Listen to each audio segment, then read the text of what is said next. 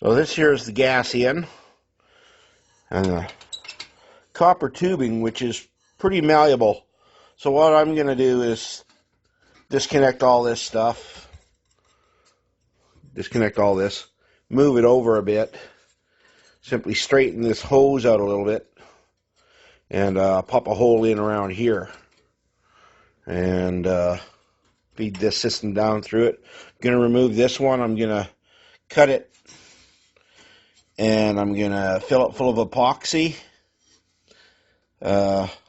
Let the epoxy run down to the low, and then I can tap the end shut and silver solder it if I really want to get OCD about it.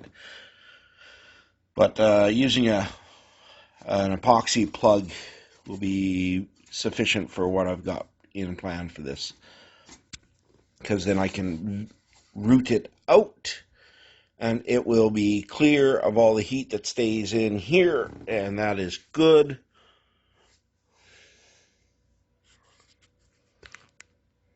So after a little bit of finicking around,